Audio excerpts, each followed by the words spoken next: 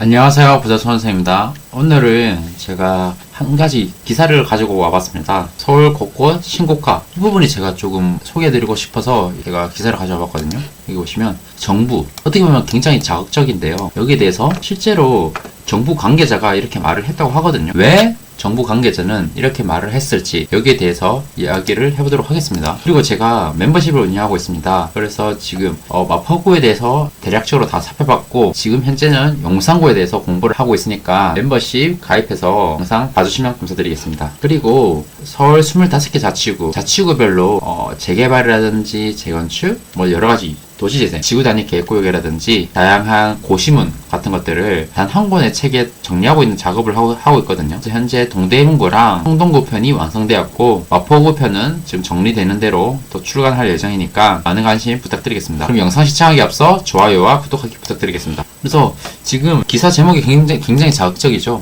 집값 더 올라도 된다. 이걸 사실은 정부는 항상 집값은 내려야 한다. 이렇게 말을 하고 있었거든요. 왜냐하면 사실 정부도 어떻게 보면 정치인이잖아요. 정치인들은 표를 얻어야 됩니다. 표를. 근데 이 표를 얻기 위해서는 결국은 다수에게 어떻게 보면 표를 얻어야 되잖아요. 많은 표를 얻어야 정치인으로서의 역할을 할 수 있는 거니까 국민 대다수가 무주택자다 보니까 아무래도 집값에 대해서 특히나 예민합니다. 뭐 건설사 이런 것들 살려주는 것 그리고 다주택자들에게 혜택 주는 것에 대해서 국민들은 다 조금 부정적으로 보는 시선이 있습니다.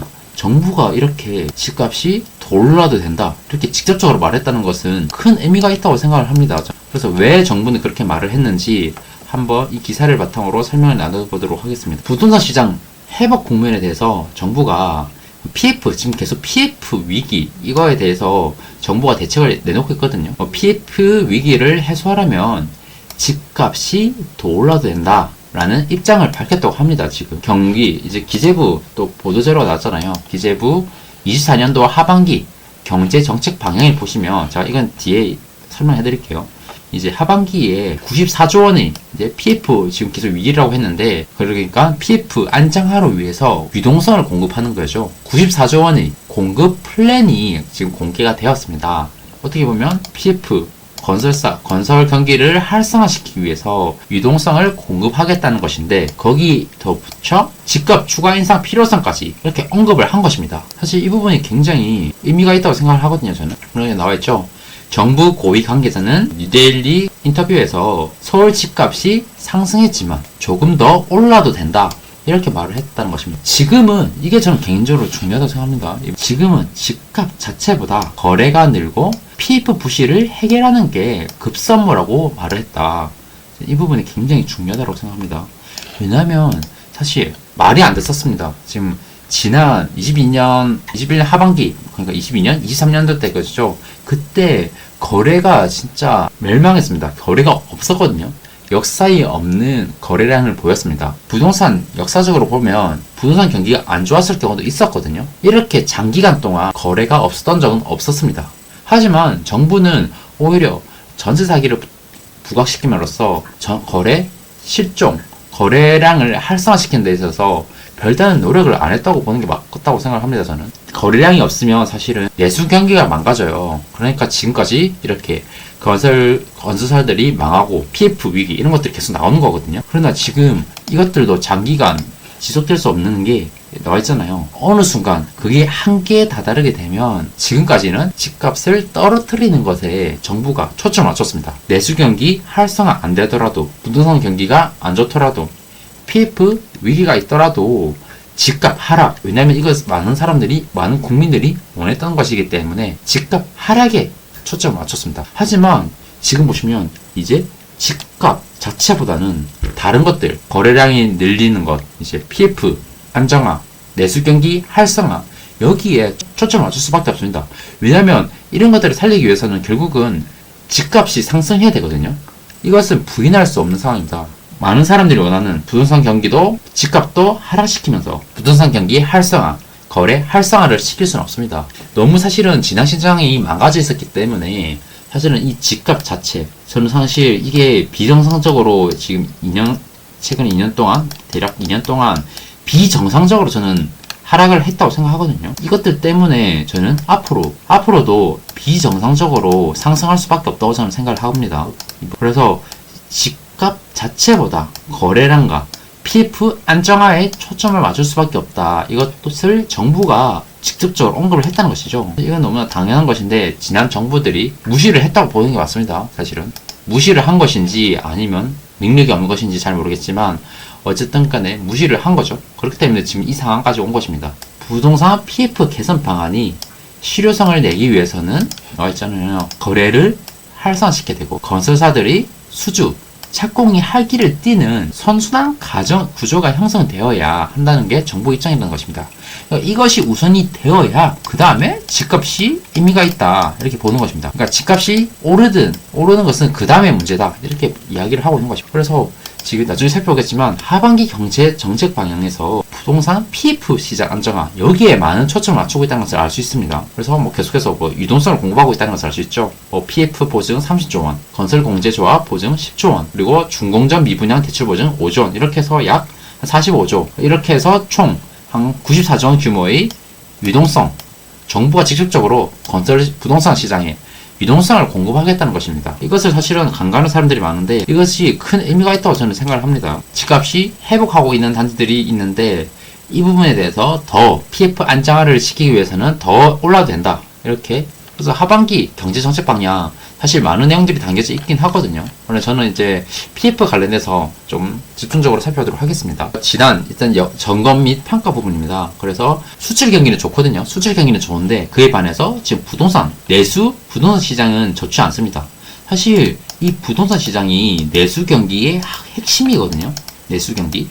근데 지금 수출 경기는 좋지만 내수 경기는 너무나 안 좋다. 그래서 물가도 지금 하락하고 있고 수출도 호조에 힘입어서 강한 회복세를 보이고 있으나 PF 대출, 가계부채 이런 잠재적인 위험이 존재한다라고 지금 평가를 내리고 있는 것입니다.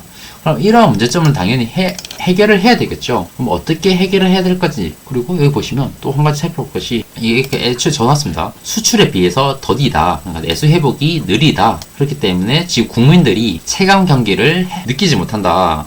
그에 따라서 지금 정부가 건설 경기를 활성화시켜야 된다라고 말을 하고 있는 것입니다. 사실은 이 건설 투자가 중요한 게 많은 사람들이 간과를 하고 있는데요. 또 많은 사람들이 지금 건설사를 도와주면 안 된다, 다주택자를 도와주면 안 된다 이렇게 말을 하고 있는데 지금 이것이 사실은 지역 경기 그리고 일자리에 중요한 영향을 미치는 거죠. 이 건설 투자라는 것이. 건설 지금 경기가 안 좋다 보니까 지역 경기라든지 일자리에도 부정적인 영향을 미치고 있다고 보는 것입니다. 그래서 이것도 사실은 의미가 있다고 보거든요. 지역 경제, GRDP에서 건설 투자 비중이 전국적으로 약 16%를 차지하고 있고요. 서울은 8%, 대구, 지방으로 갈수록 더 큽니다. 보시다시피 대구는 21%, 그리고 인천은 24%, 세종은 27%, 강원도 23%. 지방이 오히려 이 건설 경기가 중요하게 더 큰 GRDP에서 더 큰 비율을 차지하고 있다. 그렇기 때문에 지방에 더 건설 투자 활성화시키는 것은 더 중요하다.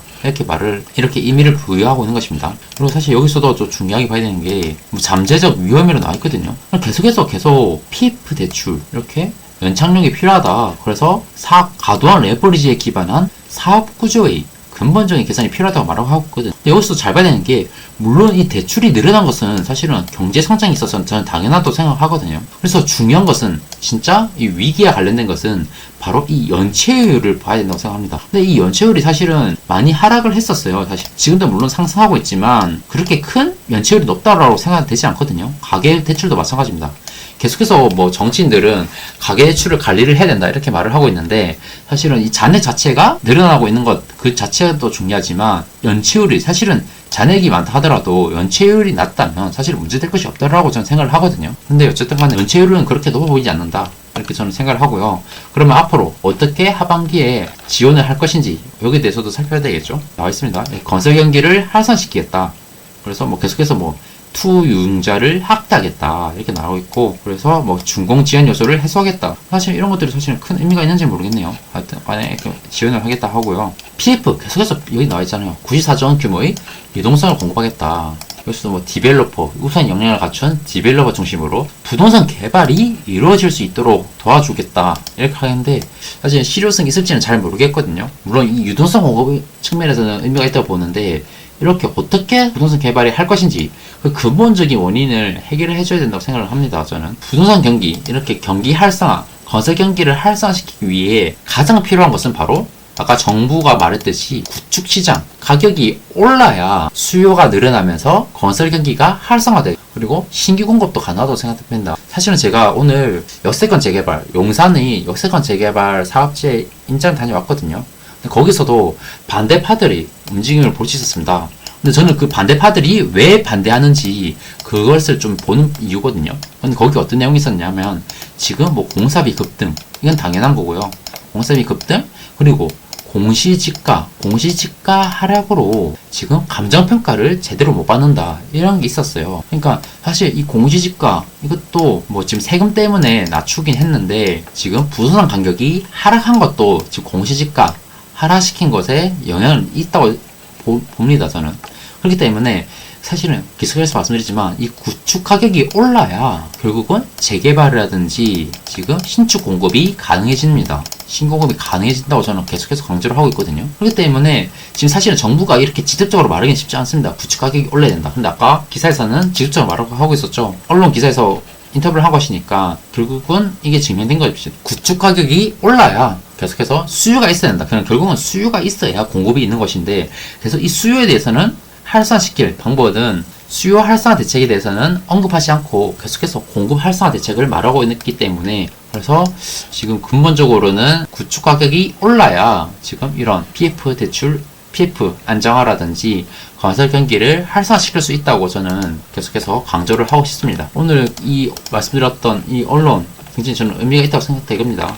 특히나 지금은 집값 자체보다는 거래가 늘고 PF 부실을 해결하는 게 급선무다, 이게 더 급하다라고 말을 하고 있다는 것이 의미가 있다고 저는 생각을 합니다. 24년 7월 5일에 나왔던 기사거든요. 그래서 지금 앞으로 정부가 솔직히 어떤 대책을 내놓을지 저는 좀 궁금하긴 한데, 그렇게 큰 기대는 하지 않는데 그래도 한번 하반기 지켜볼 필요가 있다고 저는 생각을 합니다. 그래서 오늘 영상은 여기까지고요. 다음에 또 도움되는 영상으로 인사드리도록 하겠습니다. 긴 영상 시청해 주셔서 감사합니다. 감사합니다.